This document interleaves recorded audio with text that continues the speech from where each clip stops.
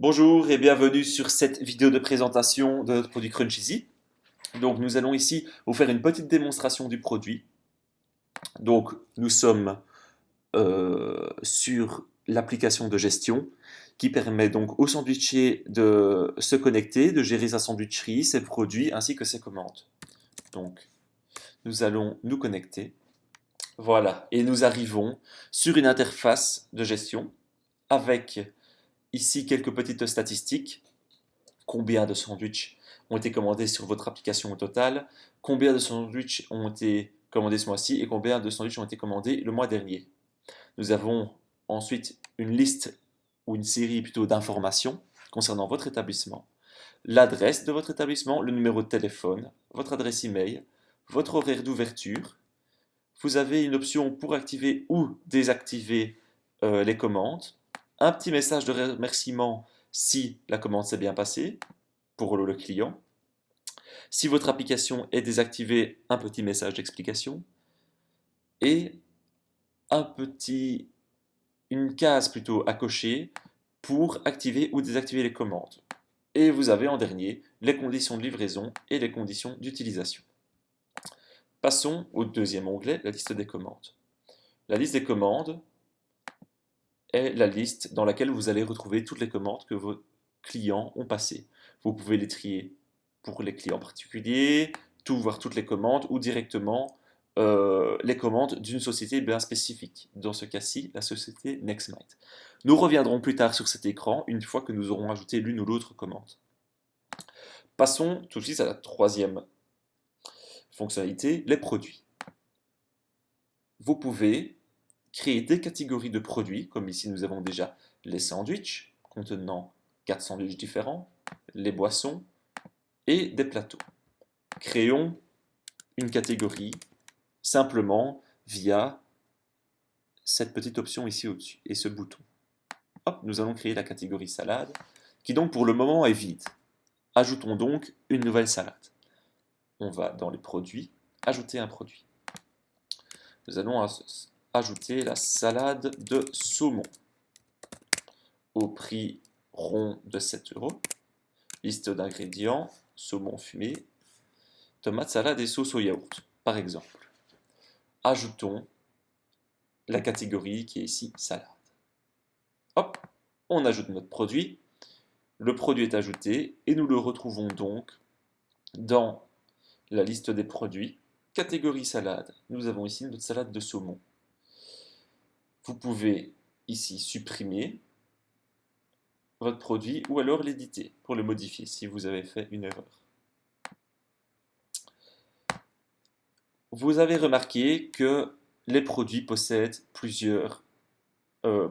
chacun, excusez-moi, une petite case à cocher disponible. À quoi sert cette case? Imaginons, vous êtes à court de thon et vous ne pouvez plus assumer la production de sandwich au thon. Vous n'avez juste qu'à décocher, comme c'est fait ici. Hop, vous décochez cette case pour rendre le produit indisponible et que les clients plutôt, ne puissent plus en commander.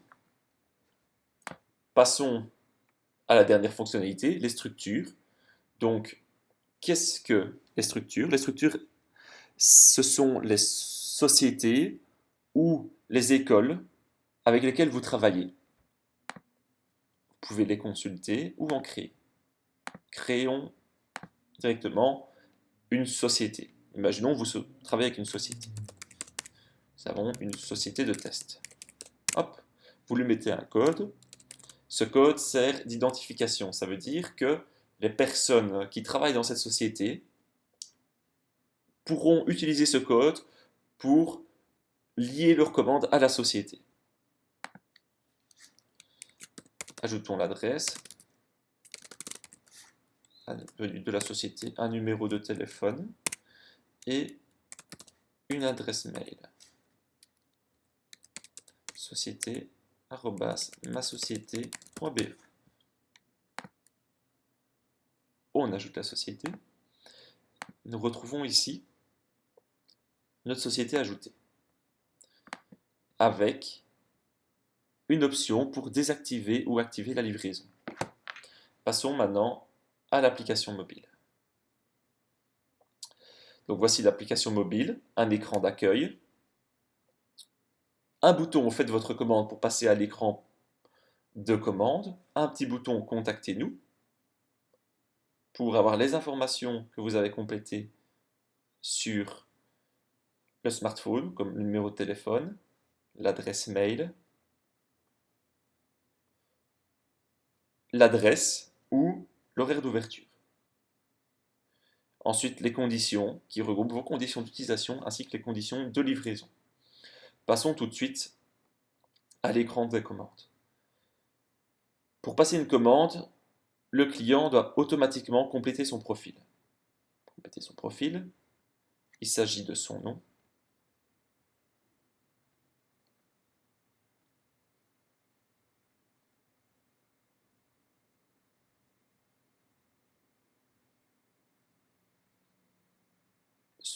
son prénom,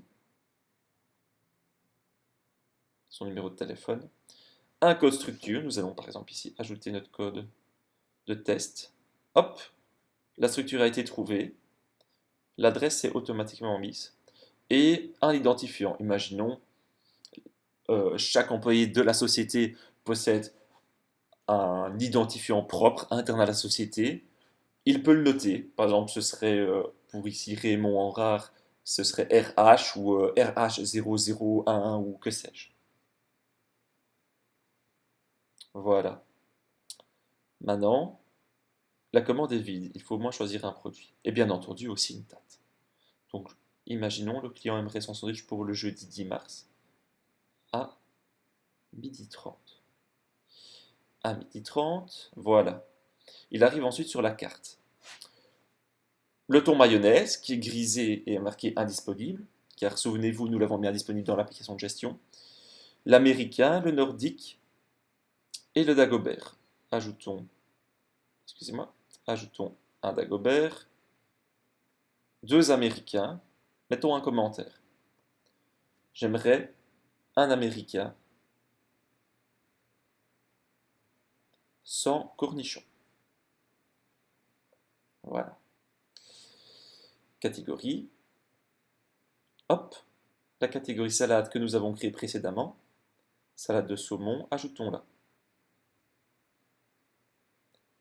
Ici, nous avons donc un récapitulatif de notre commande. Une fois un dagobert, deux américains avec un commentaire que nous pouvons reconsulter ici, une salade de saumon et le prix total au-dessus de 21 €.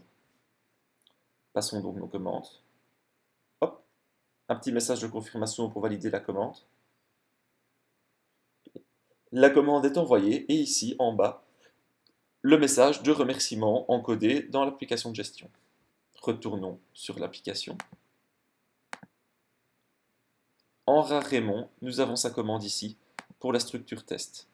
Si nous consultons société de test, hop, nous voyons ici société de test a une commande, tandis que Nextmind n'en a pas. Nous pouvons ici cliquer sur les détails de la commande. Réception, livraison, l'émission de la demande, si livraison il y a ou pas, l'adresse, ainsi que ici les détails de la commande. Si la commande a été réalisée, si plusieurs personnes travaillent sur l'application, il suffit de la cocher pour ne pas qu'elle soit faite deux fois. Nous pouvons soit la supprimer, soit l'enregistrer. Dans le cas où nous l'enregistrons, excusez-moi, hop, elle disparaît de la liste des commandes. Elle se retrouve donc dans la structure. Elle a été enregistrée dans la société de test. Pourquoi? Dans le but d'être facturée plus tard, fin du mois, par exemple. Consultons avec la petite loupe la société de test, commander la société. Nous avons la commande de Henri Raymond de 21 € et le prix total de toutes les commandes de 21 €. Ici, il n'y en a qu'une. Nous pouvons sortir un fichier Excel. Hop, excusez-moi, voilà. Donc un fichier Excel qui reprend toutes les structures, toutes les commandes, excusez-moi, de la structure. Donc ici de la société de test. Nous avons une petite en-tête avec les informations de la société et les commandes. Très utile, par exemple, pour tirer fin du mois toutes les commandes que vous avez mises sur le compte de la société et lui envoyer ce document avec votre facture en tant que détail. Il pourra ainsi vérifier toutes les commandes qui ont été passées sur la société. Donc voilà, c'est tout pour cette petite démonstration de l'application. J'espère que ça vous a plu. Si vous avez des questions, des commentaires, n'hésitez pas à commenter en bas dans les commentaires Facebook. N'hésitez pas à partager, à en parler autour de vous, ou alors directement à nous contacter pour avoir plus d'informations. Merci beaucoup de votre attention.